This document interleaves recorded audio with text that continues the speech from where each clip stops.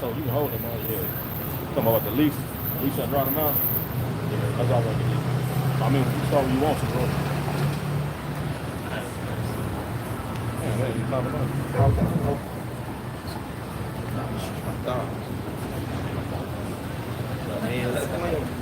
It's only one up there. That's right there.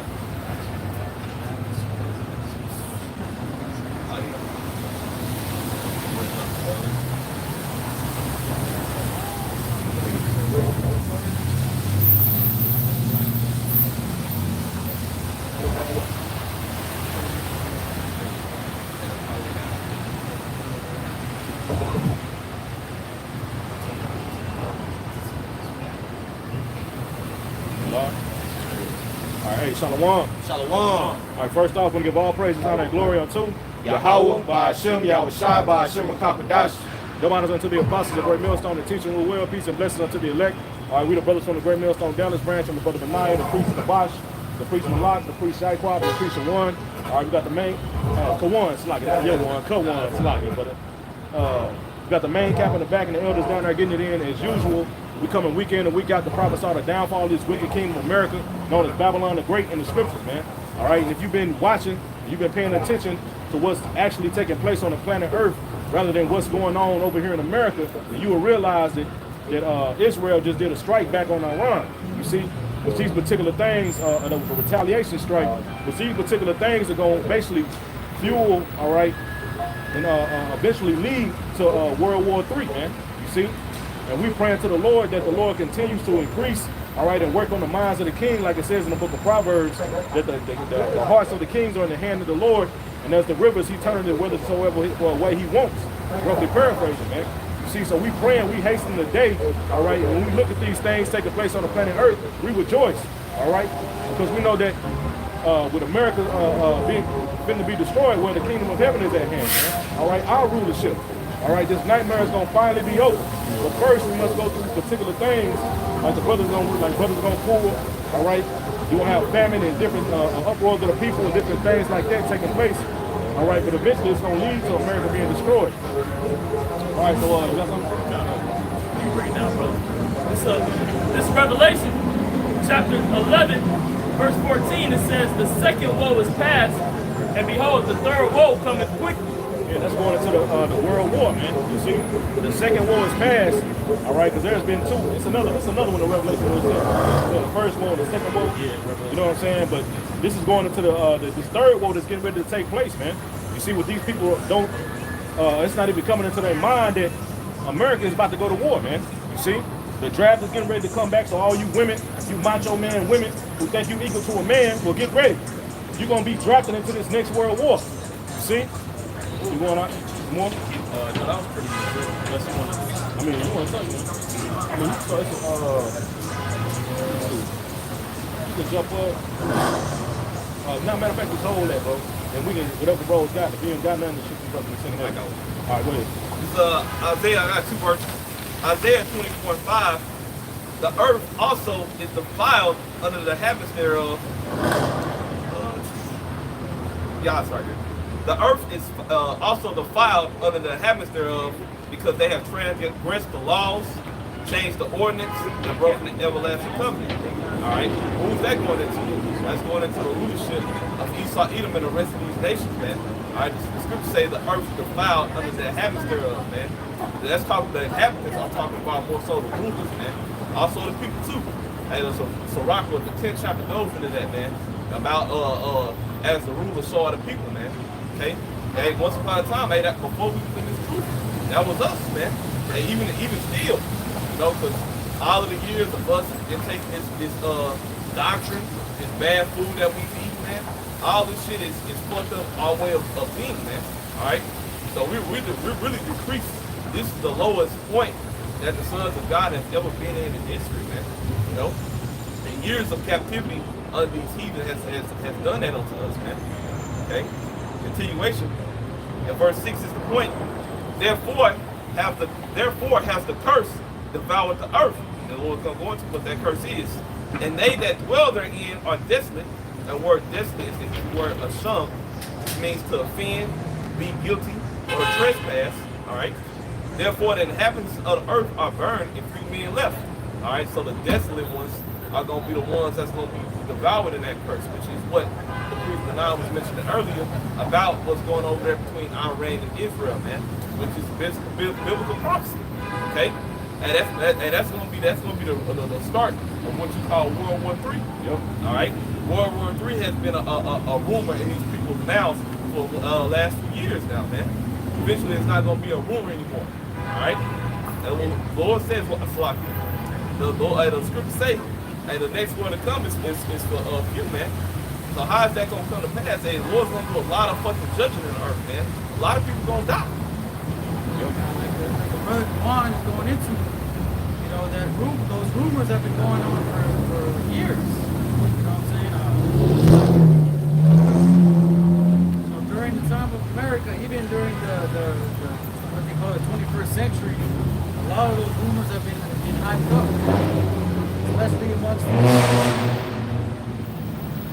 Especially amongst these times, man, from the 1960s or 1950s to the today, the 1960s, 1970s, and 80s, and all until now, man. All those rumors talking about, America threatening these other countries, saying all kinds of things, tariffs and all that. They all of that has been built up from that time all the way to now, man. So these countries are getting tired of America. Yeah, going into that rumor. I'm gonna start at Jeremiah 51 and 45, 20 and 46. My people, go ye out of the midst of her, and deliver ye every man his soul from the fierce anger of Yahweh. Hey, and how do you do that? All right, so the Lord tells you to pack your bags, flee out of whatever captive's laying you in, especially here in Babylon. No, all right, because there ain't nowhere to run in the earth, man. All right, like one of always saying in his videos, and you can pack the thing and go to the forest if you want to, but that's not really expedient, especially for the Israelite man. All right, because you obtain this truth, you get this knowledge. All right, my apostle heads on down, and according to the scriptures, you supposed to come out and preach his word, man. That's an Israelite man. All right, go ahead. Yep. Back in Jeremiah, back in the book of Jeremiah 51 and 46, it says, unless your heart faint, and ye fear for the rumor that shall be heard in the land. Your heart faint, you fear the rumor. So, for example, you know what I'm saying? If you don't listen to this truth, you more so worried about you being destroyed in the Let that bullshit pass. For example, for those ones that fell away from this thing, man. Hey, the thing is, you fall out of this, the prophecy is still gonna come to pass. So it don't matter if you're here physically or not. The Lord will replace you, man. A rumor shall both come 1 year, and after that, in another year, shall come a rumor, and violence in the land, ruler against ruler. Yeah, and so eventually, like Jesus just brought out, eventually it's not going to be a rumor no more. The Lord says it's going to be a rumor this year, a rumor the next year, but eventually violence is going to be in the land. That's all. This is 2 Ezra chapter 15 and verse 5. Behold, saith the Lord, I will bring plagues upon the world, the sword, famine, death, and destruction. As the brother had mentioned about, it don't matter if you flee, if you want to go to the wilderness, if you want to flee out of America and go to another country, go to South America, well, it's not going to matter where you at, man, because the plagues are coming upon the whole planet Earth, man. The Lord ain't going to miss it. He ain't going to skip a beat when he touched this place, man. You see, what he's about to bring on the planet Earth, you're not going to be able to escape. Like it says in Jeremiah chapter 11 and verse 11, it said, the Lord said he's going to bring evil upon them, which they shall not be able to escape, man. You people not going to be able to escape what's about to happen, man. The only way your ass going to be able to escape is if you're doing his work, man. You see? You believing and you following the ways of the Lord, man. You see, not what the fuck you want to do, man. Because that's what these people do, man. They don't care about the Lord. You see, they just want to do what they want to do. That's what America promotes. You see, and the Lord is not coming back to save those type of people, man. You so-called Negro, Latinos, and Native Americans, the Lord is not coming back to save you, man. If you're not down and trying to follow after his word, man, and doing what he's saying, you think the Lord is going to hear your cry when he brings these plagues? No. The Lord is going to laugh at your calamity, like it says in Proverbs chapter 1. But you people would know that if you read your Bibles, man. You would know to fear the Lord, man. Hey, and it's like y'all can get right to it. I was just gonna back you up because Putin, he just mentioned about the U.S. and NATO, man. He like, hey, Putin get tired of the West. You know, he just threatened them again, like, hey, if y'all don't back up, hey, I'm ready for nuclear fire. You know, I'm ready. Like, look, hey, Putin said he ready for the smoke. What are these fucking Americans saying, man? Shit, if they starting to get, we gonna bomb their ass to hell. Hey, if you really think that Russia and China, don't forget China, man, and the rest of these allies under Russia and China ain't gonna fire back on America, you a fucking fool, man. You know? Bro, Russia has particular nuclear weapons that can't be detected by what American defense systems, man. You see? They have particular nuclear weapons that can't be detected, man, and they can reach this place, man. They even got one, because usually, like the majority of the nuclear weapons, they'll go up to the northern hemisphere, man. But Russia has one that can come from from south, man. You see? So America ain't as big and bad as which it is. It's a power, believe me. You know, it's a superpower on the planet Earth. But the Lord is taking like the scripture said, America has been that golden cup. But now it's time for the Lord is about to flip it. And like it says in Revelation 17, the Lord had did all these things. He put it in the minds of the king to do particular things, all right, for his will, man. You see, and ultimately his will is to destroy this place, man. If I could, I was just going to say, that's right, because Russia has, well as other countries, but Russia has what you call supersonic capability. You know what I'm saying? So whatever air defense America has or other countries have, if Russia wanted, man, they wanted to shoot those missiles, the air defense that the U.S. has is not capable to stop those supersonic threats, man. You know, Russia could really send a ICBM towards America, and they'll be here within what, like 15, 30 minutes? Yeah. Hey, the ones in the submarines, about 15 to 10 minutes, man. They closest. Yeah, you got a point. Yeah, I was going to say too, because it also says in the book of Daniel, I think Daniel 12, you know, many shall go to and from and fro, and knowledge shall increase. Also, too, the way warfare is taking place now is totally different. See, it's going to be an escalation, a process, if you will, of this taking place. You know, so like, as right now, it's only escalating, and we see like cyber attacks. It's heavy in the news right now. Like, it's other ways that you can strategically take down a nation, you know, systematically.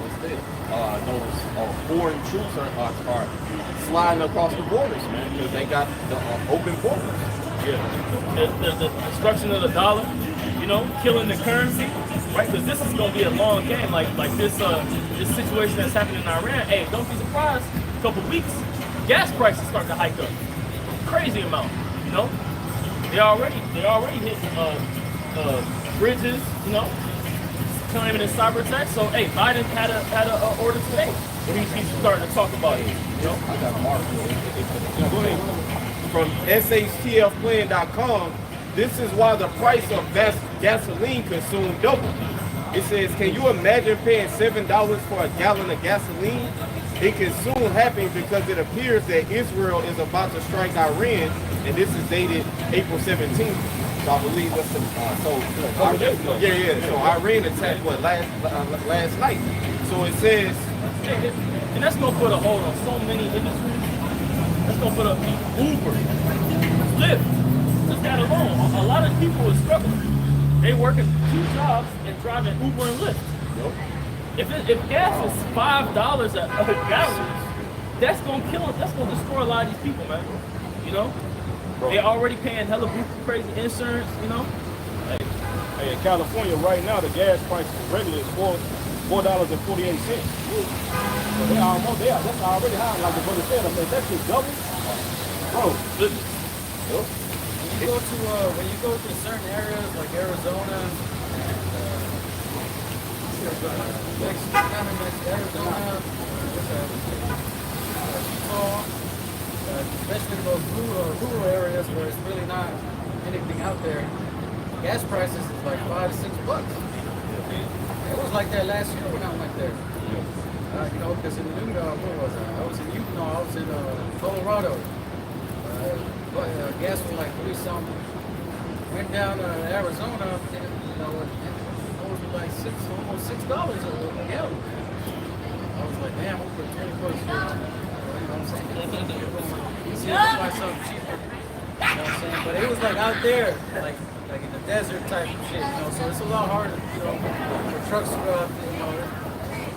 It's war, you know. But still, imagine those places getting hit. It's already $5-6 out there, man. They might be up there to the tens. Man, hey, a couple of years ago, man, they was talking about how Biden was already going into the reserve, the gas reserves, man. So he was. This all is being purposely done for a reason, man. You see, Esau wants chaos over here in America, man, and he's using. And he's gonna blame. He's gonna use like he always does propaganda. You see how if he want a certain region of the earth, he'll set up a propaganda and claim these people. You know, the ruler of that nation is evil and he needs to be taken down. They'll come with these lies and they'll actually convince the citizens, just like they did with what is that? 9/11 and what's his name? Gaddafi, man. Him too, bro. You see, these people over there in Libya, bro, they was straight, bro. They was living good. They was getting free health care. They was getting money to start families. They was getting, you know what I'm saying? Bro, they was living good, bro. But America still convinced those people to the point where they had that nigga own people. That's how much power Esau got on the left hand side with his witchcraft. That nigga had his own people had him strung up, bro, on national TV, bro. You see? So you think this man ain't gonna do it in this time in order to bring forth this new world order? Man, he gonna do whatever it takes, all right, to fulfill this, man, including kill your ass, man. Continuing on in the article, it says,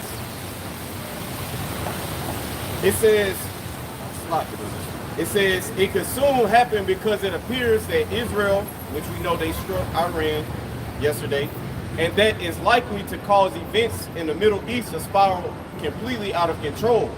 Right now, approximately 1/5 of all oil used in the world goes through the Strait of Hormuz.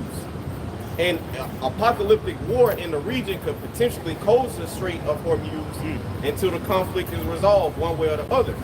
Okay, pretty much it goes into, in addition, oil infrastructure could be destroyed in Iran and other nations that can substantially reduce global oil production for an extended period of time. Our way of life depends on cheap oil, so a war in that region could cause the price of oil to go skyrocketing that is going to deeply affect all of us. And that too could cause a huge divide within the United States, because you only have a certain amount of states that produce oil. You know, state like Texas is one of the major oil producers of the United States. You know, I don't know many other states that produce oil. They actually drill for oil, but I know Texas got their own oil, and everybody Texas. They're kind of like close to. I wouldn't say close to seceding, but that's the energy they got down here. You know, Florida as well. They kind of doing their own thing. When COVID happened, it was all they kind of was in their own lane. Shit didn't stop really, you know. So once a lot of these other states, the economy is being fucked up. Hey, you gonna have a couple states branch off and be like, oh hell no, we ain't about to move this oil like that. Yeah, that's why a lot of people moving to Texas right now. The prices of living and everything is cheaper down here, man. You see, people can still get money, but California is through, man. Other particular places on the planet Earth, it's bad, bro. You see, that's why everything, like the brother said, Texas has the 8th largest economy on the planet Earth, man. It's even bigger than Russia. You see, that's why when Texas was talking about this issue was going on with the border, Putin was like, shit, bro, I'll supply y'all with what y'all need. You know what I'm saying? So Texas really could break out if we wanted to, man. And eventually, that movie Civil War was going into that, man. You see what these particular states on that movie was breaking out, man. See, they were rebelling against the government, man. And you're going to have that actually take place, man. And it's like what the brothers reading about with gas. Once that shit go up, man, imagine going to the fucking pump here, $8 and $10 a gallon.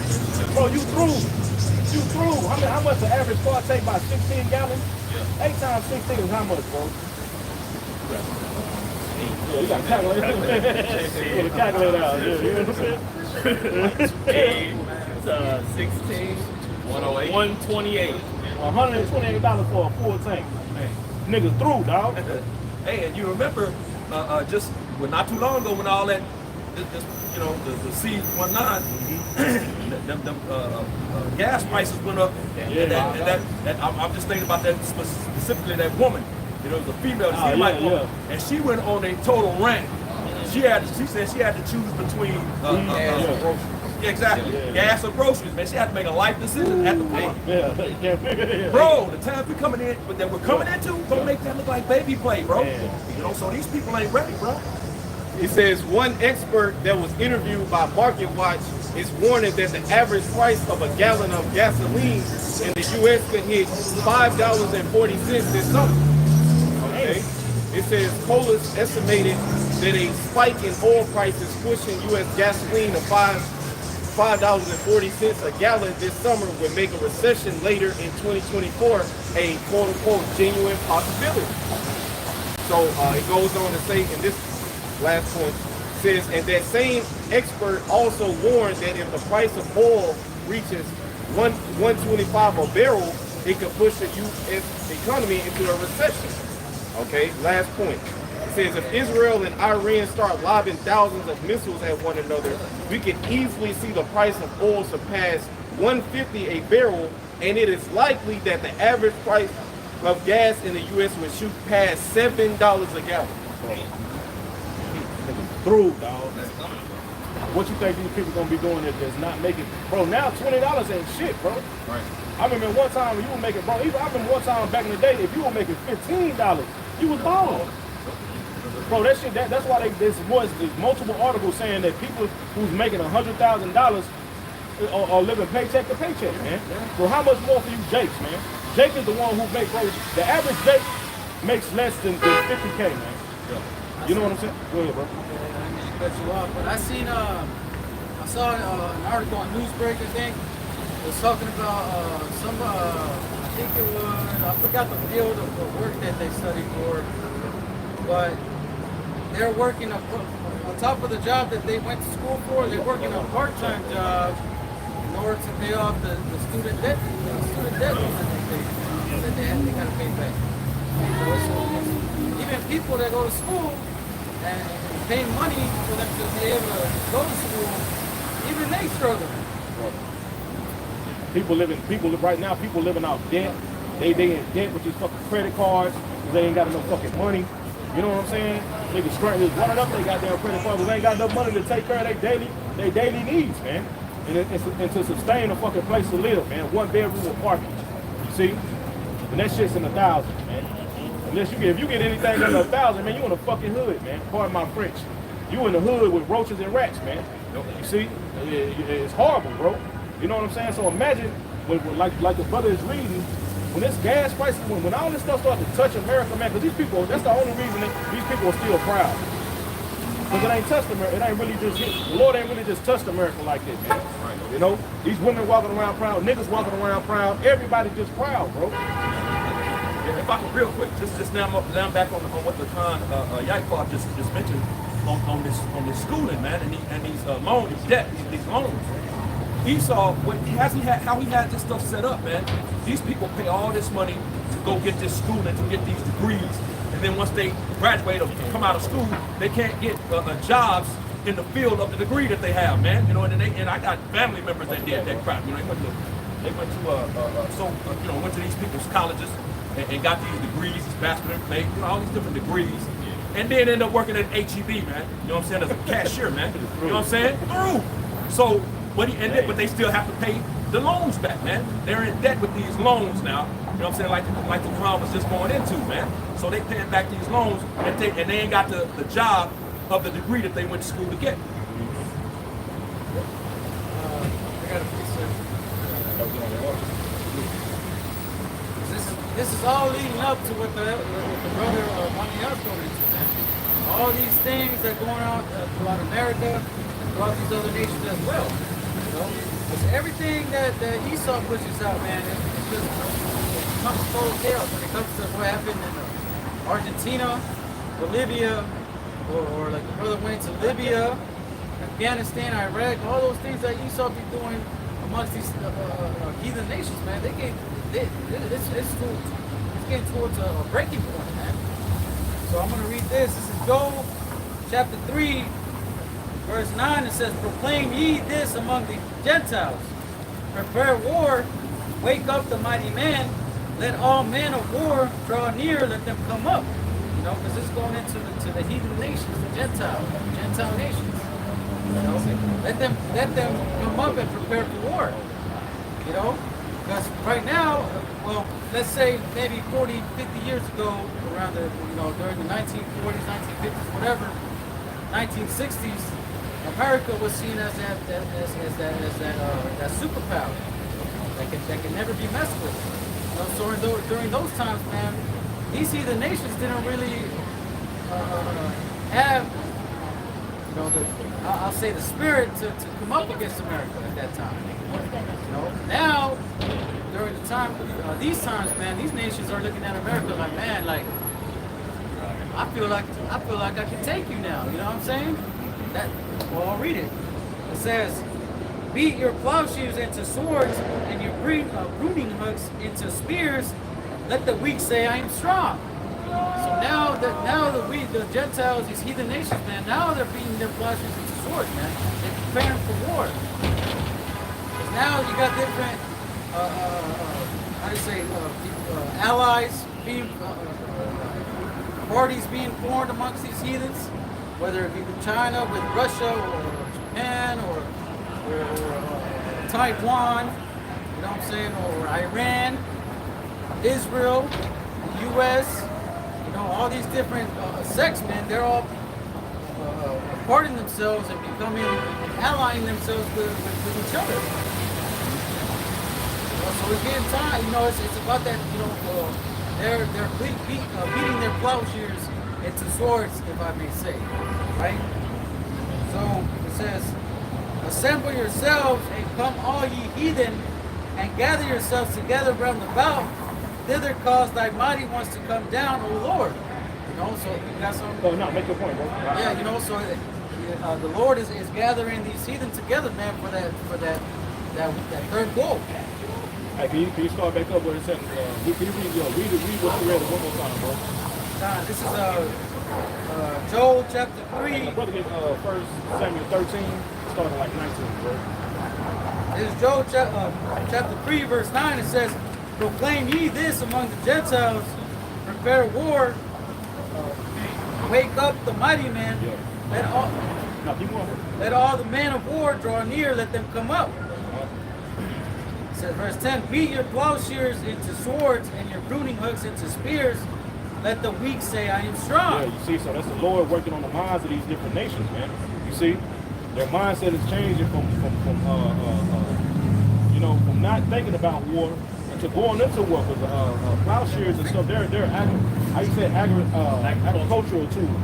You see, they're agricultural tools, and when you read, we're gonna get the example in First Samuel 13 and starting 19. But when certain nations didn't have any weapons, they would actually beat their agricultural weapons. You know, they would shape it and sharpen it and turn it into a weapon, man. Just like now, if a nigga in jail, they got a spoon, nigga sharpen that bitch and make it a weapon. You see? Go ahead, bro. It's 1 Samuel chapter 13 and verse 19. Now there was no smith found throughout all the land of Israel, for the Philistines said, lest the Hebrews make them swords or spears.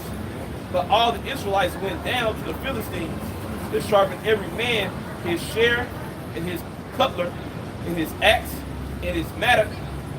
Yet, yeah, so you see, so during that time they didn't have enough weapons, so what did they used their agricultural tools to turn them into weapons, man. And that's what these particular nations are doing, man. See, you have certain nations that are like Russia that are supplying. You had even America supplying people with particular weapons. You know what I'm saying? Some of their so-called allies. You know what I'm saying? But eventually those same weapons that America gave out are going to be used to destroy their ass, man. You see, because we're gonna go back to that Joel 3 and start at the top, man. That Joel 3 is going into the Lord's, basically his counsel that he has against, you know what I'm saying, Babylon, man. You see what he, and it's, they're destroying that son of bitch, man. Pardon my French. You know? But people, is some more than that, bro? This is verse 10, it says, or back to Joel chapter 3, verse 10, it says, beat your plowshares into swords, and your pruning hooks into spears. let the weak say, I am strong. Yeah, so the Lord is going to change the minds of these different nations who are weaker than America to say ethnic, man. You see? With all this conflict that's happening with Israel and Iran, once it continues to spark on them, it's like the scripture says in Jeremiah 49, where the least of the flock is going to draw America into it, man. And once they do, that's going to draw other nations. Then everybody's going to pick sides, man. You see, and then eventually, like it says in Revelation chapter 17, these different nations are going to turn. They're going to hate this whore. They're going to turn on it, man. You see? Yeah, and burn it with fire, like the brother said, man, because the Lord had put it in their mind to do so, man. You know? It says, let the heathen be awakened.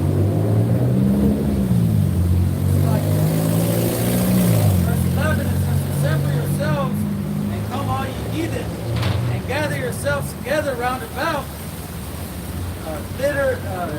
Thither cause thy mighty ones to come down, O Lord. Let the heathen be awakened and come up to the valley of Jehoshaphat, for there will I sit to judge all the heathen round about. Yeah, so, go ahead. No, you got it, bro. Go ahead. I was going to say, that valley of Jehoshaphat is the valley of Yehoshaphat, which means the valley of the Lord's judgment. So that's where he's going to gather all these nations and come up and war amongst each other, man, for that final decisive battle. Well, that's why it says in the book of Zephaniah, it's the Lord's determination to gather the nations in that area. And in Persian, that's the modern day Persian, but the valley of Jehoshaphat is the Persian, around the Persian Gulf region, man. See, that's where the Lord is going to gather all these nations. That's where it's going to go down, man. The Lord, like I said, when you read in Joel, it talks about how they took his treasures, they did all these particular things, and all this is going to be done because what these nations did to the nation of Israel ultimately, man. When you read in Joel chapter 3, man, it said they have sold our people up for wine. You see, all this shit that these nations had done, and you can read about it in Psalms 83. All those nations that it named, they're all the enemies of the Lord, man, and all the enemies of the nation of Israel. Every one of them have a hand in the downfall of the nation of Israel, man. So the Lord is going to gather their ass to a particular region, man. All right, make their, and then in the midst of World War III, the Lord is going to come back. And the Lord is going to destroy their ass, man. Yeah, because you remember that when Ronald Reagan, the speech he made, he said that there might be some kind of mutual enemy that we might have to face one day, and it'll cause the whole nation to be Put their differences aside. Yeah, put their differences aside. That's what he was talking about, man. That final judgment. You know? So keep going, man. You had that you had some earlier in the conference, right? Oh, yeah, we're just going to go into This is Joel chapter 3, back in verse 13. It says, put ye in the sickle, for the harvest is ripe. Come get you down, for the press is full. The vats overflow, for the wickedness is great. You know what I'm saying? So during the time of harvest, when certain crops or things were ready, man, they would use that site, to pretty much to cut it down. So like it says right here, it says put ye in the sickle, for the harvest is ripe. So signifying that this place is ready to be harvested, man. To be destroyed. For his judgment to be fulfilled.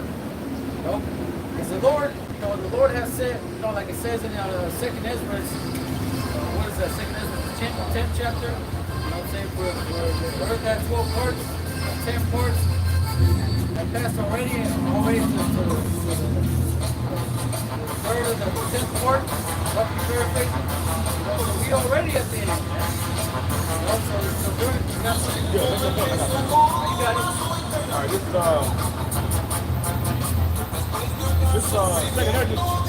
Second Ezra chapter 4,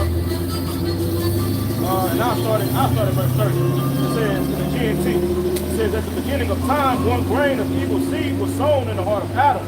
So how much wickedness it had already produced. It says, think of how much more it will produce before it's cut down and thrashed out at judgment day. It says you can see for yourself what a big crop this one evil seed has produced. How terrible will be the harvest on judgment day. when the countless heads of grain are thrashed out. Brother had mentioned, can you read that one more time in that Joel book? How great, it mentioned how great that harvest is going to be, man. You see, go ahead, bro. This is back in Joel chapter 3, verse 13. It says, put ye in the sickle, for the harvest is ripe. Come get you down, for the press is full. The fats overflow, for the wickedness is great. Yeah, you see? The time right where we read in 2 Ezra chapter 4. Right, in the GNT, man. You see? Now we're coming into the time where that harvest is going to be right here. Howard Shah is going to be, he's going to be the one with that sickle, man. You see, he's going to be the one that's threshing. You see? And how great, like you said, how great is it going to be, man? It's going to be a destruction like never before. You see? Hey, that's the first step to like when you build a home. You know what I'm saying? If this is all crazy ground and trees growing up and all that, you know, hey, well, you go in and chop them trees down. You go in and cut that grass up so you can build a foundation. You know what I'm saying? And your house is a carpenter, right? And the house he building is gonna stand. So ain't nothing gonna be in the way. You know what I'm saying? I have something real quick. This 2 Ezra chapter 13, verse 5. It says, I'll start at verse 5. It says, and after this I beheld, and lo, there was gathered together a multitude of men out of number. Right, talking about that gathering at the valley of Jehoshaphat. It says, from the four winds of heaven to subdue the man that came out of the sea. And I beheld, and lo, Who was that man? Yeah, I'm about to say, and that man is Yahweh Shai, you know, and he came out of the sea, man, out of the heavens. See, and the heavens is likened unto the waters, you know. It says, and I beheld, and lo, he had graved himself a great mountain and flew upon it. Right, talking about the chariots, okay, the vehicles of the heavens, okay, UFOs or UAPs is what they were called today. But that's what our Lord is coming back in, you know? And he's going to come to the valley of Jehoshaphat to judge them. And let's read what it says. It says, but I would have seen the region or place whereof the hill was graven, and I could not. And after this I behold, and lo, they which were gathered together to subdue him were sore afraid, yet durst fight. Right? And they're going to try to subdue Yahweh Shai, man. They're going to try to fight against the Lord. You know, while the Lord is gathering them in a great place, man. You know, just like you're cooking some food. You don't have some over here in this pot and over here. Hey, you gonna put it all together to heat it up. You know, just like the Lord about to put all these people together, just get them out the way, right? And especially in our land, and clean it up because it's trodden down by the Gentiles, according to Luke, the 21st chapter. You know, and He's gonna clean it up, man, and take us back into the Holy Land. Yaquab had mentioned that speech that Ronald Reagan had did, right, in the what, like the 90s? Like the 90s? 80s? You know what I'm saying? But like the brother said, those are going to those plans to subdue Yahweh Shai, man. See, why you think they got the Space Force? You think they just stopped talking about that once he gave that speech? No. You just believe they talk about that at different summit meetings and all this shit that these particular councils that these elites have, man. These different rulers of the nation have, man. You best believe they talk about Yahweh Shai's return and how they're going to try to fight against it, man. If they didn't, then they wouldn't have had the Space Force. They wouldn't be broke. You know what I'm saying? All these particular weapons and shit, they try to put particular shit and lasers in space. You know what I'm saying? But it's not going to work, man. You see? Hey, that remind me of the Nimrod, man. And how the Tower of Babel was broken down, you know, because all the nations was trying to come up against the Lord. But what did he end up doing? He ended up confounding them, right? And in this Babylon, hey, the Lord is going to end up confusing them, right? Turning them to dust, right? And the scriptures say, how was the hammer of the whole earth broken asunder? I got know. Oh yeah, but hey, the Lord gonna use, hey, he gonna use another tool, right? The angels, his men, to break down the hammer, man. Right? So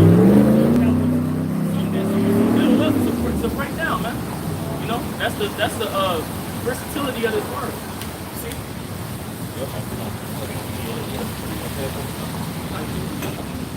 Let me get this in Jeremiah. Let me get a few verses. I'm gonna speak on it, man. Anybody can. So Jeremiah 50, and it says here judgment in the abbreviation summary of the chapter. It says judgment of Babylon and redemption of Israel. All right, so after the Babylonian captivity, we went into under the captivity of the Persians and the Medes, man. All right, so there was no redemption for the nation of Israel after Babylon. Man. So this is talking about future Babylon. Okay, this is Jeremiah 50, in verse 20. I'm gonna stop around 26.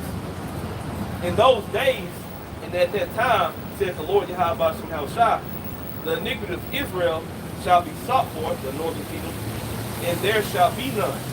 In the sins of Judah, and they shall not be found. For I will pardon them whom I reserve. All right, so Now go ahead, bro. so boy, the Lord is saying that, hey, if the Lord was talking about back then, all right, we wouldn't be in this position that we're in right now. All right, hey, our sins haven't been pardoned. All right, now through the blood of Yahweh, through the outside, through the blood of Him, our sins have technically been pardoned, man. But we gotta endure until we get to that state, man. All right, we ain't there yet. We still got a lot left here to play out here on the earth before we get those angelic bodies, those who have sinful flesh, if you will, man. All right, here in the latter end of the verse, it says again, so I will pardon them whom I reserve, man. So if you get the chapter, Isaiah, the 10th chapter, to go in on that remnant that's still here in Babylon, man. All right, that's gonna be redeemed up out of Babylon. That's gonna see the first resurrection, man. All right, go ahead. Micah 7 and 18, it says, who is a God like unto thee, that pardoneth iniquity and passes by the transgression of the remnant of his heritage? Yep. He retaineth not his anger forever, because he delighted in mercy. Right. Who is that mercy gonna come towards first? Hey, the nation of Israel, man. All right. After 1,000 years of us whooping the heathen's ass, man, mercy gonna be shown to everybody, man. Hey, there you go. Esau, your mercy is gonna be completely destroyed. Your mercy is gonna be from being removed out of hardcore bondage to finally be able to rest in fucking being destroyed. Okay, your spirit's gonna go back up. That's gonna be your rest. All right, but the heathen nations, they gonna go back to their respective lands and dwell there. All right, but guess what? As the scripture say, they gonna have to keep coming back. They gonna have to come back and serve us, man. And then through us being established here on the earth, all right, they gonna be blessed through us. Verse 21, go up against the land of Merathaim. That's how you pronounce it in the Hebrew, you know. Merathaim, all right, which means double straights or double rebellion, man. All right, or double bitterness. And what's the name of America? America. So what does that mean? Bitterness, man. All right, that's something that's normally known amongst the people. Okay, so the Lord is really talking about America, man. Okay, you want to know where America is written about in the scriptures? You can read it here in Jeremiah 50, man. Even against it, the scriptures say you should be taken into Egypt again. Yep. You know, and then the northern and the southern kingdom was both taken into captivity here. Yep. You know, so like you was Yep. that's backing off the point. That's why in Revelation 11, that's why America, aka Babylon the Great, gets that's a symbolization of ancient Egypt. Because now northern kingdom and southern kingdom is back in a captivity together, man. All right. Verse 21 again. Go up against the land of Merathaim, even against it, and against the inhabitants of Pekod, waste and utterly destroy after them, says the Lord, and do according to all that I have commanded you. Here's the point. A sound of battle is in the land and of great destruction. So what we started off the sermon as is what's happening in the earth right now. All right, which is major news. The battle between Israel and Iran, that's the beginning of World War III, man. So hey, it's a lot of demonic activity down here in Dallas, man. I don't know, hey, it goes to show you, we was paying this camera around to a lot of fucking people in Dallas right now, bro. In Texas, period. You know, I read something a few weeks ago about between Dallas, San Antonio, Houston. Hey, it's a few extra million people here, man, between those two cities. All right. In way continuation. Hey, and if I can add, brother, like since they activated that portal, Yeah. bro, it's been crazy, like crazy stuff going on. Like brother say, this skirmish is going on. Yeah. You know, shortly what, a week, 2 weeks after that, Yeah, it ain't never been hot like this between them two. All right, really, Israel. It's almost like the elder Ariella and the elder Rafar Quam's sit down a few days ago. They was speaking about shit. Israel really just been bullying their ass for years now. Now Iran, yeah, Time you get me them out, man. yeah, Iran is getting in that spirit of fighting back now, man, and that's beautiful for brothers to see and believers to see. That's a beautiful thing, man. You know, because it shows that we don't got too much time left in this hellhole, man. You know, verse 23 in Jeremiah 50. What the brother mentioned earlier. How is the hammer of the earth, of the whole earth, cut asunder and broken? All right. How has Babylon become a desolation among the nations, man? So the hammer of the whole earth. What do you do with a hammer? You hammer nails, man. All right, to a foundation, and and symbolically, America has done that with people, man, with nations. All right, going around to these other nations, beating them into submission via the sword. All right, the military might send us embassies there, which are modern day garrisons. All right, put sanctions on these other nations. Say, hey, nigga, if you don't comply with what I got going, and then I'm gonna put these millions of dollars, if not billions of dollars, in sanctions on you, man. And if you don't pay them, I'm gonna use the sword on you. You know. And also a hammer, you got just two facets. You can hammer some and two hooks at the end. Yeah. Also hook the shit too. Yep. There you go. Like that one dude, what's his name? Jim Adler? You know, he's pretty much saying that, like, you know, That way going peace. that's what he's pretty much showing that, you take him as a lawyer, you know, he's going to have the authority and the power, you know, to plead your case. You know what I'm saying? So in America too, man, like they feel like they have the authority and power to do whatever they want with money. Isaiah 14 and verse 5. The Lord hath broken the staff of the wicked and the scepter of the rulers. He who smote the people in wrath with a continual stroke. That damn hammer, man. The hammer is meant to beat a nail, like the brother said, into a piece of wood, man. You see, or into a material. You see, and Esau, he's being that hammer, he has laid on the people, he had smoked the people with a continual stroke. He had beat their ass down, man. You see, broke them in pieces. It said the Lord had broken the staff, all right, of the wicked and the scepter of the rulers, man. And that staff going into rulership, man. You see, so Israelites. Israelites. Nice to meet you. yeah, so the Lord, bro, he gonna break the rulership of Esau, Edom, and not only Esau, but the heathen as well, man. You see, that's why when Yahweh shall come and say he gonna wage war, all right, he gonna put on his head, on his head is gonna be many crowns, man. You see, Hey, and the hammer is no good without a purpose. You know, and like the when I talk about that in Romans the 9th chapter, how the Lord make the vessel, you know, or or a tool, you know what I'm saying, something that can be used. But it's up to whoever's using it to use it in a certain way. You know what I'm saying? If nobody using it, it has no power. But Esau has taken his shine, right, of being used by the Lord, right, to think he on a level. But when the Lord gonna put him in the tool bag and put him away, or get a new one, right? Well, he has no say in it, you know. and what is that? Someone bro was talking about the Psalm 17. he had been that sword in the Lord's hand, man. Yeah. That instrument, that hammer, man. Now the Lord about to put that nigga down because he done fulfilled his use, man. Check this out. It said, what does a hammer represent biblically? Fire and hammer represent the conviction and renewal. Yeah. Yeah, 'cause, I mean, if you think about it, you know, you use a hammer, you know, to drive nails or whatever, or hammer something, you know, you're building something. Yep. And you can use the hammer, like the one hand mentioned, and the other way, you know, to tear something out, a board or a nail, you know, to rebuild. You tear something down because you need to throw away all that old material to build something new. Obadiah, verse 2, behold, I have made thee small among the heathen, thou art greatly despised. Hey, Esau Edom has been pretty much put to Nahum 3. His nakedness has been shown to the nations, man. Now they're looking at this man like this. They're you know, some nations are calling him the devil, the heathen, you know.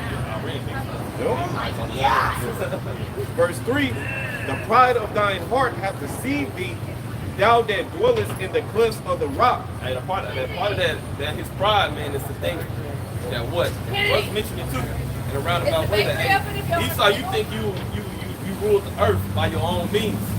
You think you put us in slavery, got the other nations under your foot, all on your own accord. But hey, you surely mistaken, man. If it wasn't for Yahweh Shah blessing you with the sword, hey, with your military might, you wouldn't have been able to establish yourself on earth the way you have, man. You know? It says, whose habitation is high, that saith in his heart, who shall bring me down to the ground? Hey, who gonna bring me down to the ground? And I guess you're right. You're right, because to have this sense of pride about you, man. Because truly, Esau, you're a godless, you're an ungodly man. All right. So it's natural for you to be so indulged in your own self-worth, man. All right. Read that again. He's basically the opposite of everything that the Most High likes, man. Yep. The Most High said he hates pride, so he made him to be the wicked. So the Lord put that in that nigga, man. To be prideful. Satan, adversary to righteousness. You know, opposing the Most High.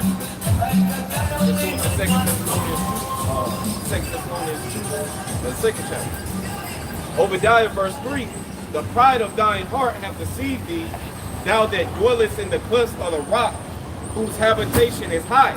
And their habitation is going into, he's exalted, he's in his rulership. Because the scripture, the next verse, it compares him to the eagle. And the eagle is the highest flying bird, the most chief bird there is, you know. It could be a physical thing as well. You know, you got your satellites, you know, a habitation that's a dwelling place. You know, you got that too. Yeah, these high-rise apartments that this dude like to build into the Skyscrapers and shit. skyscrapers. Having meetings over in Davos, something the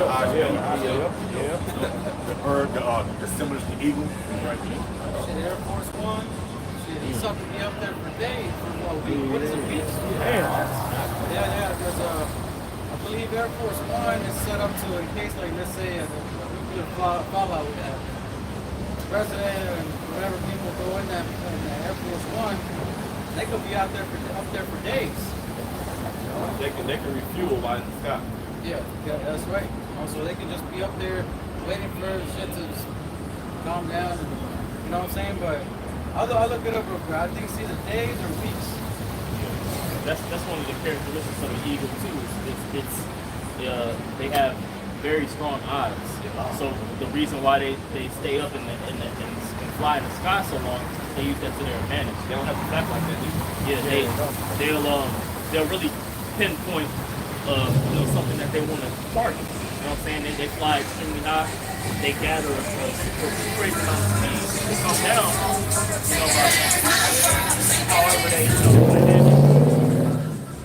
however they have their wings over, and they just kind of soar down and then pinpoint whatever they want to hit in the ocean or on land and gather it up. You know. Okay, so if it's refueled, it can stay up there indefinitely.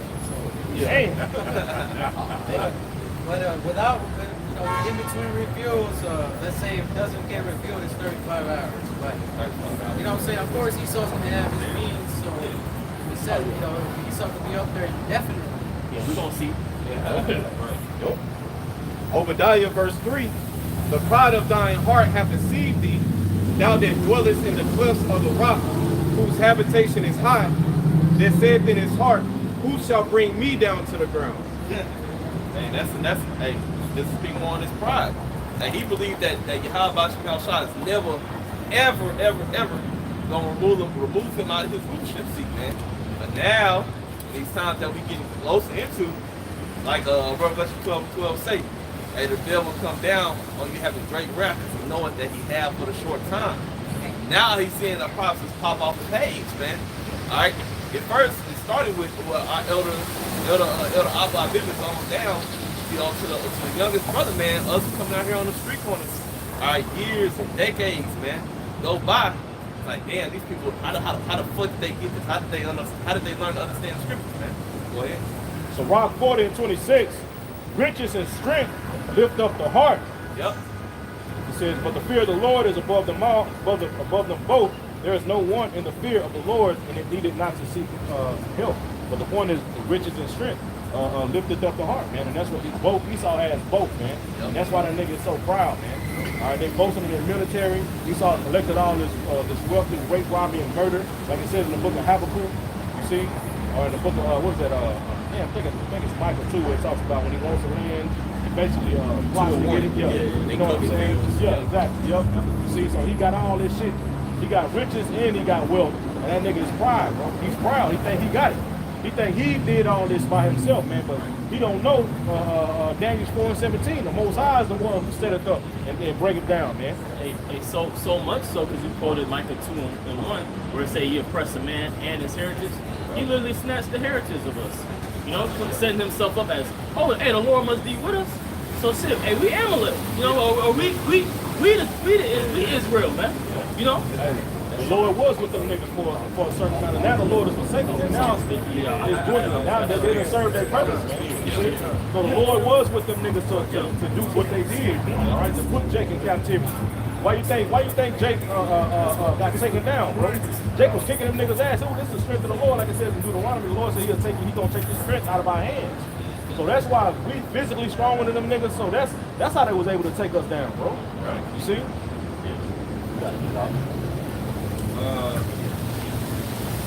This is Psalm chapter 50 and verse 21. It says,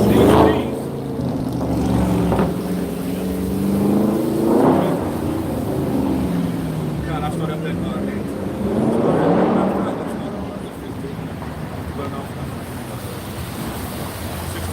This is Psalms 50 and verse 16. It says, but unto the wicked, the Most High said, what hast thou done to declare my statutes? Or that thou shouldest take my covenant in thy mouth. So he's talking to Esau, man. These Edomites, so-called plain white man, woman, and child. You know, what hast thou done to take my covenant in my mouth? You know what I'm saying? This Bible doesn't belong to them. You know, the scriptures tell you in Psalm 147, verse 19 and 20, that he showed this word to Jacob, his statutes and his judgments unto Israel. He has not dealt so with any other nation, man. You know, so who are you to come try to deal with this Bible? That's also why people see the justice system as a failing, man. You know, Esau tell them to put your right hand on the Bible and swear that you ain't going. You know what I'm saying? Esau was using the Bible according to his meaning. Right. So that's why the Lord said, man, like, who are you to use this? Right. Put these words in your mouth. You know? So the Lord, like, how they mentioned, man, like, this wasn't given unto you. Right. He up in the court saying that you swear, you know, put your hand on, you swear by the Bible, whatever. You know what I'm saying? But Esau has no right to do that. Knowing damn well the whole system is corrupt, but he'll make you swear by the Bible, man. Right. Yo, who told you to create Christianity? You know what I'm saying? Take the covenant of the Bible. He's going to be judged by this. You know what I'm saying? He's going to be judged by it, but it's continuing on. It says, exactly. Or take oaths. Make them oaths and shit, yeah. They doing all of that, man. They don't even go to according to the judgment that's with for certain transgressions. Right. You know what I'm saying? Right. A mole is not supposed to live. All right. A woman that practices right. A woman that practices witchcraft is not supposed to live. All right. All these things and other things that's not that I haven't mentioned. Hey, a lot of judgments that's written that you go off from. You're not supposed to live, man. A woman being promiscuous. Yep. Your ass wasn't supposed to live, and say if you were found to be, you know what I'm saying, and your father's house, a whore in your father's house, they would kill your ass. Yep. You know what I'm saying? Having a lazy ass son, nigga not supposed to live. Bro. Talk about how, you know, judgment is become slack. I remember paraphrasing. A dude was on a murdering spree, known as a serial killer, and and get three lifetimes, and still be able to live. Or a pedophile, or rapist, child rapist. They're not supposed to be a living. You got people walking around with diseases, you're supposed to quarantine them motherfuckers. Yeah.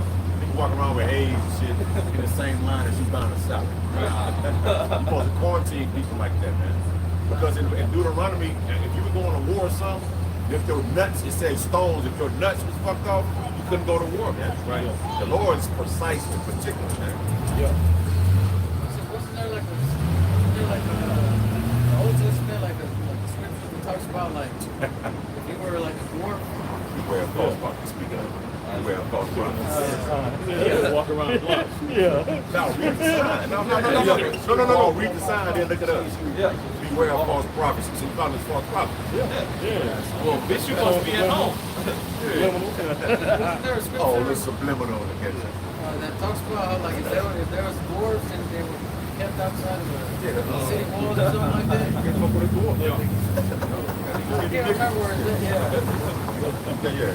They glorified here in America. Here's the strippers. Yeah, they got OnlyFans. They got, They got shows, bro. Little people up in Fetish for a dwarf. This place What nasty. this bitch in the afterlife. Back in Psalms 50 and verse 17, it says, "Seeing thou hatest instruction, and casteth my word behind thee." And these are the instructions, the Bible, the Holy Bible, man. That's the instruction that these devils cast behind them, man. You know, but they claim to be Bible believing people. You know, what was that? I think it was Reagan as well. Made the Bible. What was that he did? The law of the land. Yeah, it's roughly paraphrasing. Yeah, Khan.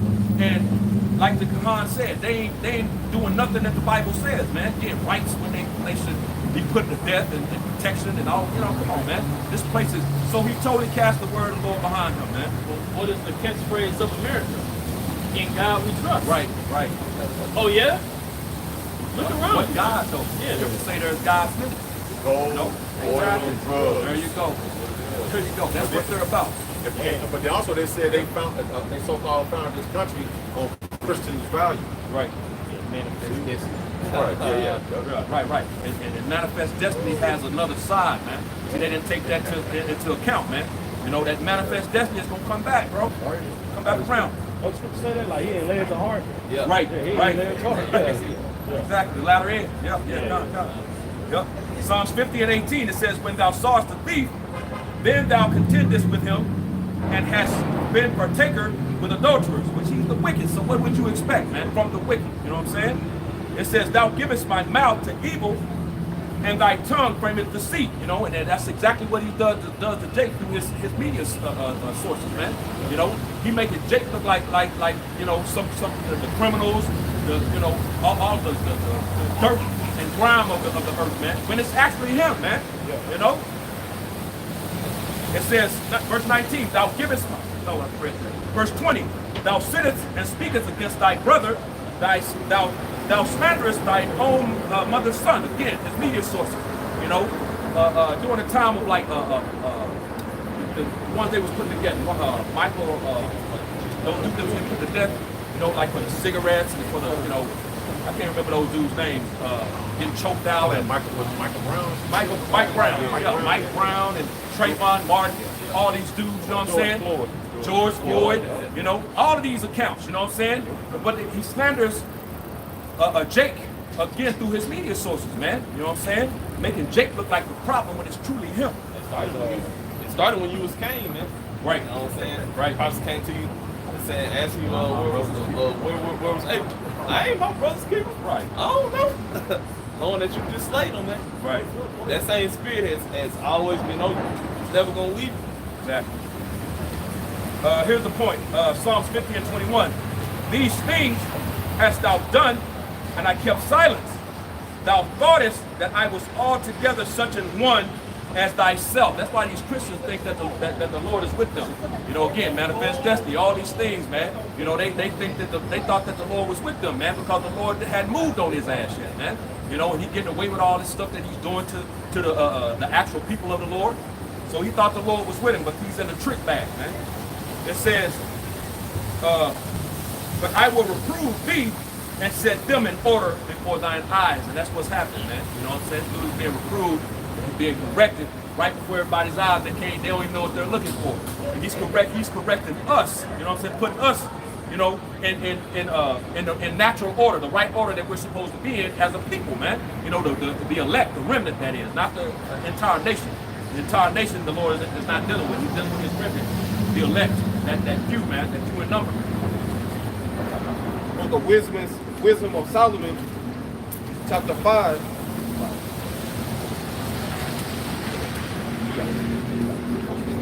Wisdom of Solomon 5.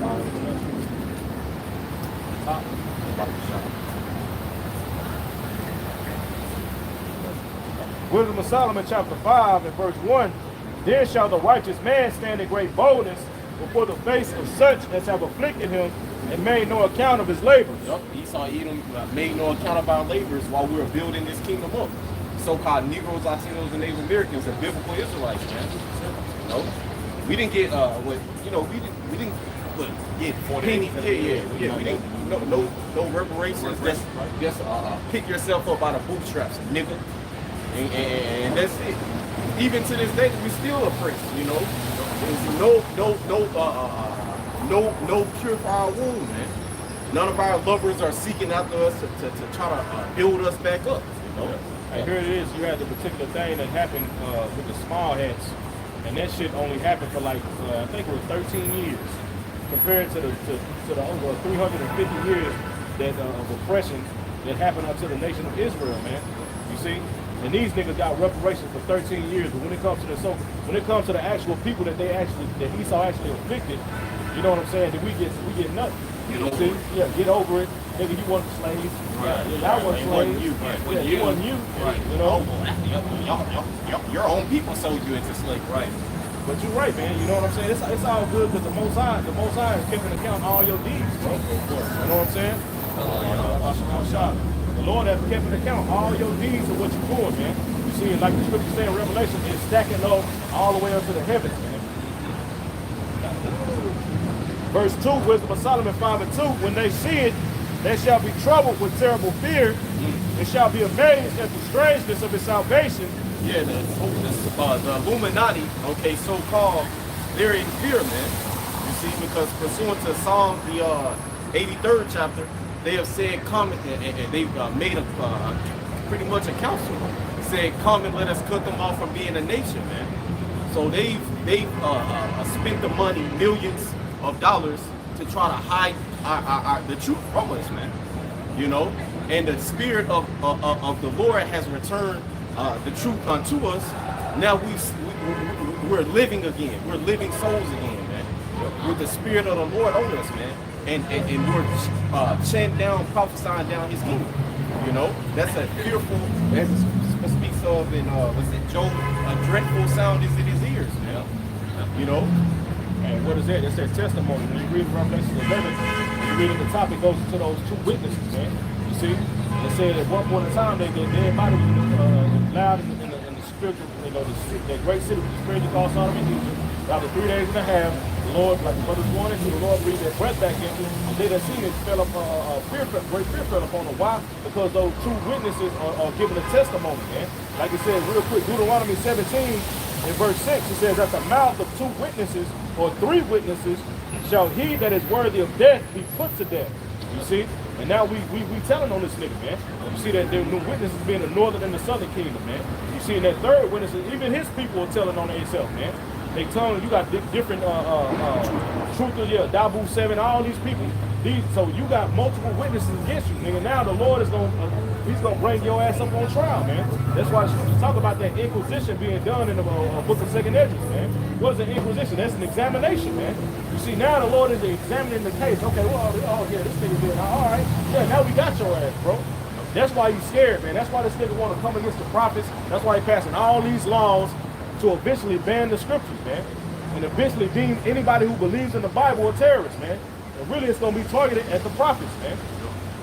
You got Esau telling on Esau. You know what I'm saying? That's why the scriptures say that thou shalt make thine own tongue to fall upon thyself. You know what I'm saying? You got these truthers, you know, which are so-called Edomites, telling on the, you know, pointing fingers and talking about the other Edomites. You know, they're all the same people. You know, but that's all prophecy playing out, man. You know what I'm saying? Can you read that one more time, though? Yeah, Deuteronomy. No, the yeah. Wisdom of Solomon, chapter 5 and verse 2. When they shall see it, they shall be troubled with terrible fear, and shall be amazed at the strangeness of his salvation, so far beyond all that they looked for. When they see what, man? Those chariots crack the clouds, you know, with that father chariot with Yahushua on it, man. When they see that, they gonna be troubled with terrible fear, man. You know, you know how these people, and that reminds me of that video with that dude, you know, Elliot, you know, tell the police, y'all gonna do something? Like, what the hell they gonna do? You know what I'm saying? Elliot's, we call them Elliot's. You know, like Elliot, that's a name, ain't it? Yeah, I know they That's how bugged out these people gonna be. They were already bugged out, but you can imagine how Shai makes his return with that legion of angels, man. You know, when the skies are actually lined and filled, everywhere you look, you see them, man. You know, they gonna be troubled with terrible fear. And what else is saying? It says, it shall be amazed at the strangeness of his salvation, so far beyond all that they looked for. Yeah, because you're gonna see the elect of the nation of Israel being beamed up on those chariots, thinking that there's an alien abduction going on in the earth, man. You know what I'm saying? So they're gonna be amazed in terrible fear at the strangeness, because that's gonna be a strange salvation. You know what I'm saying? Which is that second salvation, the next salvation that's coming to the nation of Israel. The first one was when the Lord split the Red Sea, the Suez Canal. You got something? Come. Revelation 11 and 12, and they heard a great voice from heaven saying, come unto them, come up hither, and they ascended up in heaven in a cloud, and their enemies beheld them. Yeah, so their enemies are going to behold them. They're going to see it. And the enemies represent Esau, all 16 other nations, and 2/3 of the nation of Israel, man. You know, are those enemies that's going to see the elect of the nation of Israel, the 1/3 being beamed up into those chariots, man, which is that strange salvation, man. Can I get you a quick, man? Those bums, those drug dealers, Right. those drug infested, Right. Yeah. those project living. I knew him. Yeah, I know, right? He wasn't shit. You know, they're going to try to, hey, all kind of stuff. So, hey, strangeness of his salvation, man. This is Isaiah chapter 28 and verse 21. For the Lord shall rise up as in Mount Perazim. I'm trying to remember, which one was that? What account was that? Was that when he I think that's when he was, I think that's when he stopped the sun. stopped the bro. sun? That's Yeah. what I was thinking. You know, when he stopped the sun. When he stopped the sun. Right. So, just like he did that, it says, for the Lord shall rise up as in Mount Perazim, he shall be wroth as in the valley of Gibeon. That's when That's when, David, that's when King David David. chariot, yep. Right. It says that he may do his work, his strange work, and bring to pass his act, his strange act, man. You know what I'm saying? Which is the strangeness of his salvation, man. Yeah. You know, people ain't gonna understand what the hell is going on, man. They don't think alien abductions and you know, they ain't gonna know what the hell going on. They ain't got no answers, man. Why? Because they shunning the men of the Lord right now that's trying to give them the answers and explain these things to them. And then seeing man actually being beamed up, Right. going into the ships, Yep. that's something that's never been seen on planet Earth in thousands of years, man. You know, you have a particular instance in the scriptures like Elijah, Enoch, you know what I'm saying? Particularly even Yahushua when he resurrected and came back, you know what I'm saying? The disciples seen him go back up, man. You see? So imagine when you see all taking place all throughout the planet Earth, Right. men and women, you know, the believers being beamed up, man. Right. And Oh, that's, go ahead. I was gonna say that's what the brother beautifully going into is salvation, man. Right? Salvation. all those men of the Lord that he just mentioned are all Israelite men, sons of God. So there's no getting beamed up into a chariot for a fucking heathen, man. Right. So when they come up, they go like, oh well, what about Esau, man? Like fuck Esau. Fuck the so-called white man, bro. Hey, does he fucking plead his case for you when your ass is in straits? No. Leave that nigga alone. Let his ass fall by the wayside, man. I got that account. You mentioned it. This is Luke chapter 24. We'll start at verse 50. It says, "And Yahushua led them to Bethany, and lifting up his hands to heaven, he blessed them. While he was blessing them, he left them and was taken up to heaven." And that's in the LLT, man. He said he was taken up to heaven and he was beamed up. I got something. I just have to go into that word salvation. All right, this is the Google definition for salvation: preservation or deliverance from harm, ruin, or loss. You see, And not only before we read, we talking about the final deliverance, man, being beamed up. But before that take place, you gonna have the man of the Lord, the Lord intervening and saving his men, all right, and those believers through the different trials and tribulations that they will have to face before they get delivered. And that last deliverance, man. You'll have men that get spiritual powers. You know what I'm saying? Man flying. You're gonna have angels appearing and saving men.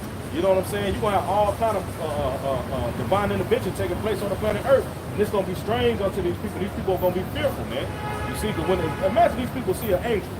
When our forefathers seen an angel, they was terrified, bro. They got down and bowed, bro. And then they thought it was the Lord. They said, "Nah, I'm just one of your brothers, bro."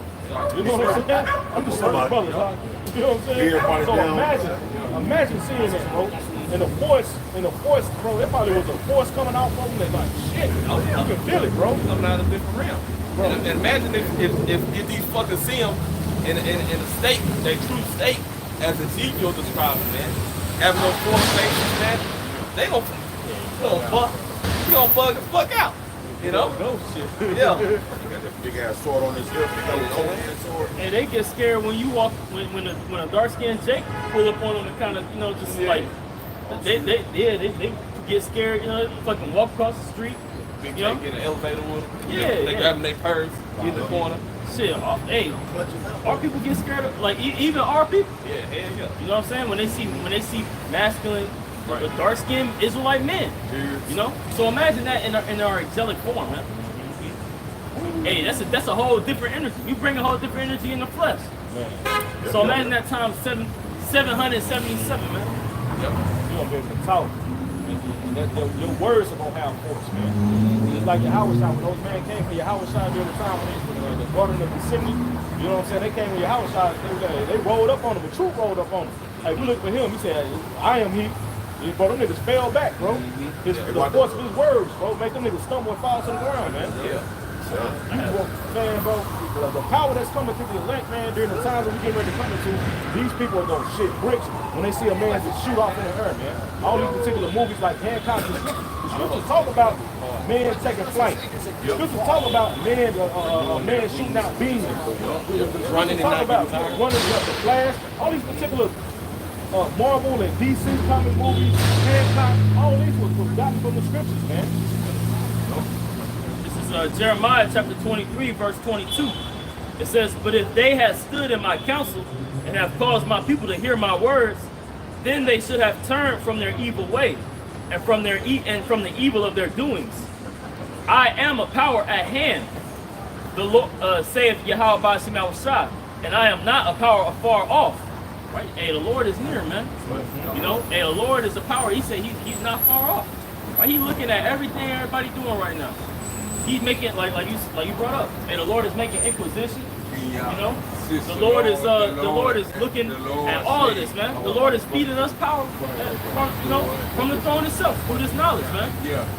You know, it says, and can hide himself in secret places, that I shall not see him, saith the Lord. Do not I fill heaven and earth, saith the Lord? Right? And the Lord is not hidden, man. He's not in the secret place. You know, he's straight. He's right here. Everybody. Yeah, man. You know. So, hey, the Lord is here, man, and he's about to be made known more and more. You know, in a minute, the Lord is about to stop speaking through his men and about to start speaking through this famine, man. About to start speaking through this violence is about to be taking place. Yep. You know. Yeah.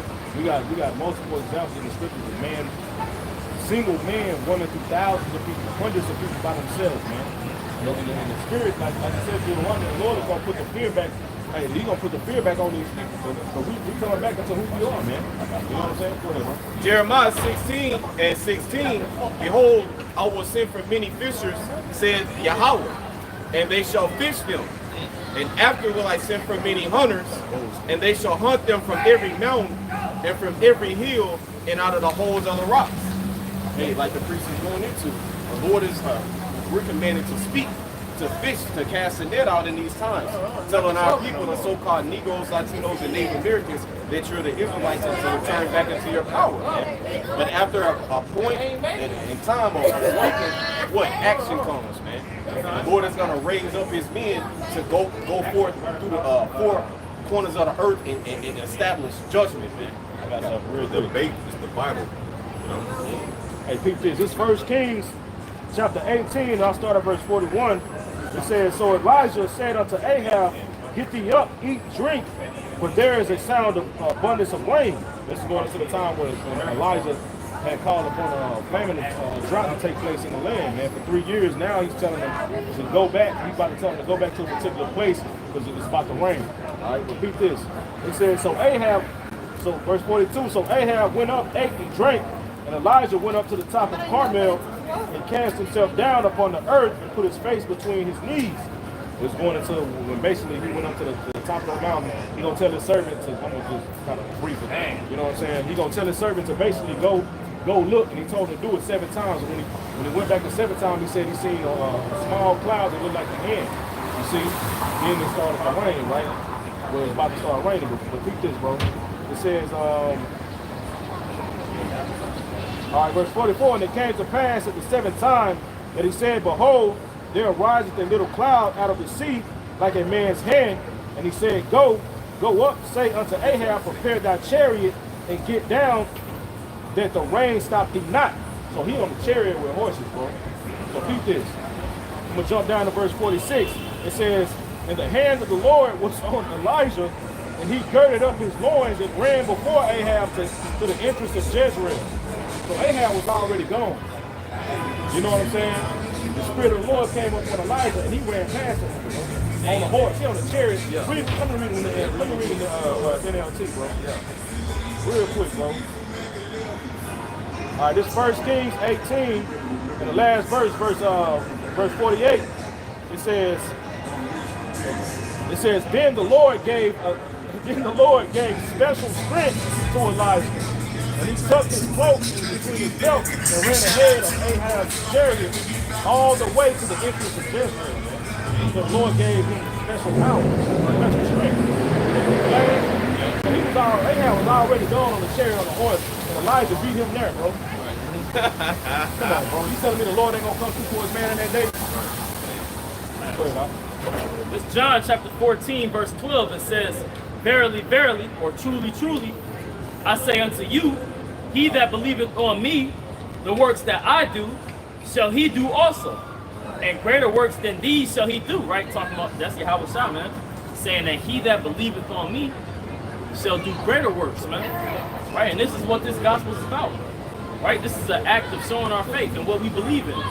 Right? And we believe we're going to do greater works. And one being is chanting down this place, Babylon the Great. Right? Just like in the time of Jericho. Right? Hey, before that city fell, hey, the man was walking around the city. Right? Blowing the trumpet. Letting the people be known that, hey, the Lord is about to do a great work, man. The Lord is declaring war on this city. You see? But the people, they thought it was foolish, man. They thought that this shit was, hey, shit about to happen. But the Lord ended up, having that city be destroyed, man. Continuing on, it says, the works that I do shall he do also, and greater works than these shall he do, because I go unto my Father. So this is directly from the throne, man. This is power directly from the throne. Hey, but niggas want to play, man. Niggas want to walk around like shit cool, man. Hey, ain't shit happening in Babylon the Great. Hey, America about to be destroyed, man. We out here every week, you know. But hey, and we feel it, man. We see it. Hey, these niggas mocked at Noah, and then them niggas drowned. Yeah, So right. what you think gonna happen, man? You niggas mocking at the prophets once again. Well, guess what? This time, your ass gonna drown in some fire, man. The Lord is gonna burn you niggas up, man. 2 Chronicles 36 and 15, and the Lord Yahweh of their fathers sent to them by his messengers, rising up betimes and sending, because he had compassion on his people and on his dwelling place, you Israelites, you so-called Negroes, Latinos, and Native Americans, man. But they mocked the messengers of the Most High and despised his words and misused his prophets, until the wrath of the Lord Yahweh arose against his people till there was no remedy.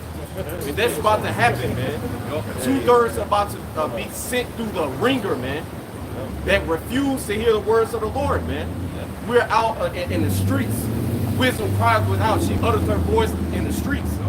You simple niggas, you simple women that refuse to come back to the Lord are going to die. Hey, but that is In order for you to refuse something, you have to make an agreement. Check it. This 2 Chronicles 15:12. And they entered into a covenant to seek the Lord power of their fathers with all their heart and with all their soul the time we came out of Egypt, over in the wilderness. Moses and Aaron read in the book to put the blood on the people. We agreed, man. Right? Sis, okay, we agreed. Lord said, okay, I'm going to do that. That whosoever would not seek the Lord power of Israel should be put to death. So-called Negroes, Latinos, and Native Americans be put to death because you're still in agreement on what you said back in the wilderness, man. Yeah, you got to ante up that, you see? That whosoever would not seek the Lord power of Israel should be put to death, whether small or great, whether man or woman. And that's why when you read it in 2 Ezra, 9th chapter, verse 12, it speaks of death by pain, man. You know, that's what's coming to these people, man, because they're going to refuse again. The majority of our people are going to refuse again. The ones that's going to actually abide by this is the elect, man. You know, the 1/3, the remnant, man, that's returning in these times, bro. You know? because it says that, like you quoted, they have received benefits and have not known me. Right. See, niggas that go, you know what I'm saying? I mean, shit, sometimes it's good for us to not take for granted the fact that we got two eyes, like we can see. I'm talking about physical eyes.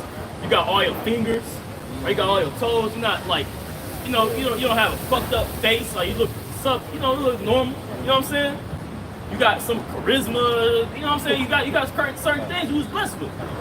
Right? People take that shit for granted. And over that, you've been given the opportunity to hear the word, man. Hear it at a link. Oh, the elbows closed up. Hey, Bond. Yeah, they closed up. So, say, hey, neglect not thy gift, man. We got this gift for a reason, So the message is take heed or get your ass killed, man. The Lord is coming back to kill, man. All right, so with that, want to give all praises, honor, and glory unto Yahweh, Ba'ashem, Yahushai, Ba'ashem, and Kakadash. double honors unto the apostles, the great millstone, the teaching rule well. Peace and blessings to the elect. Shalom. Shalom.